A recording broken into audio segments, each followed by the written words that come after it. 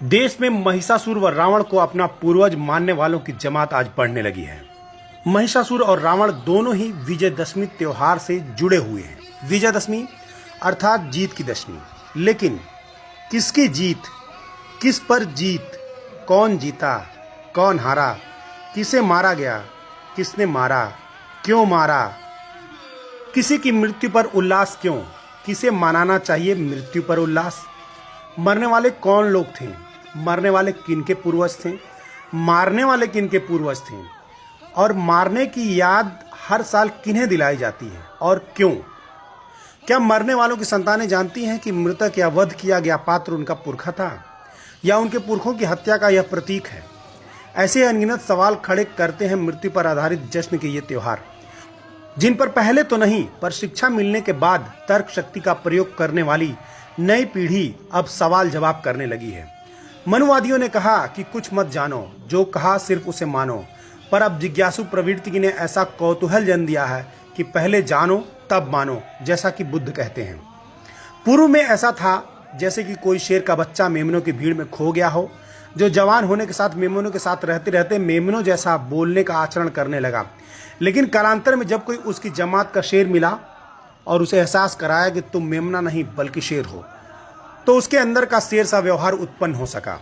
ठीक ऐसे ही हजारों वर्ष पहले हमारी बहुजन आबादी व गुलामी की जंजीरों में जकड़ी होने से उसकी बुद्धि व विवेक मनुवादियों के वहां बंधक पड़ गई थी, जो शिक्षा के साथ अपने बंधनों को तोड़ स्वतंत्र होने की तरफ अग्रसर है। तभी तो उस महिषासुर को, जिसे हम कलंकित असुर, राक्षस, बुरा चरित्र आदि का कहकर हे दृष्टि से देखते थे, आज उसकी शहादत दिवस, उसे मारने का मंचन करने वालों पर मुकदमा दर्ज करवाने की शुरुआत व देवी दुर्गा की जगह महिषासुर को पिता की दृष्टि से देखते हुए उसे सार्वजनिक तौर पर चुम्बन लेने तक की साहसिक स्थितियां पैदा होने लगी हैं।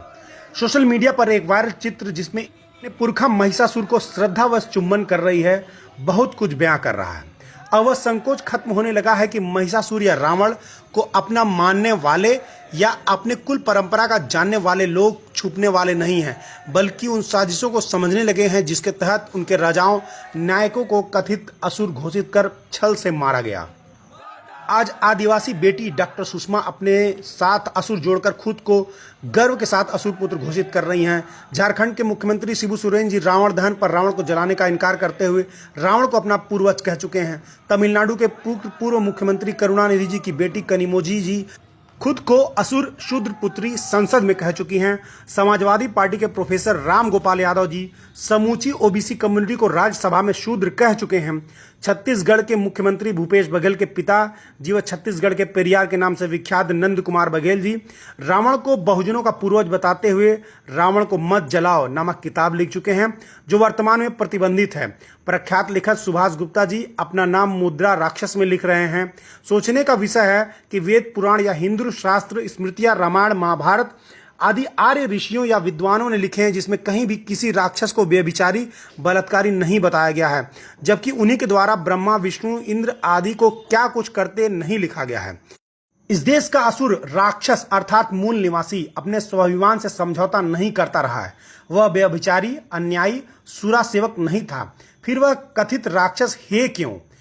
कोई ज्ञानी आर्यों द्वारा लिखी किताबों से ही यह बताए रावण, महिषासुर, हिरण्यकश्यप, बलि आदि बुरे कैसे थे, उनके बुरे कर्म क्या थे, तथा कथित सुरों यानी कि देवताओं के अहिल्या, सरस्वती, वृंदा, तुलसी आदि के साथ घटित कृत्य नैतिकता की कसौटी पर खरे कैसे हैं। अर्थात रक्ष संस्कृति के लोग भयानक, कुरूप, और मेनका व उर्वशी की संस्कृति के लोग आदरणीय। गजब का कॉन्सेप्ट है, लेकिन अब पोल खुलने लगी है और इन कथित राक्षसों के खानदान के लोग रिएक्ट करने लगे हैं। यह एक बहुत बड़ा सांस्कृतिक परिवर्तन है। यह लेख चंद्रभूषण सिंह यादव, प्रधान संपादक यादव शक्ति जी के द्वारा लिखा गया है। मेरी तरफ से बहुत बहुत धन्यवाद।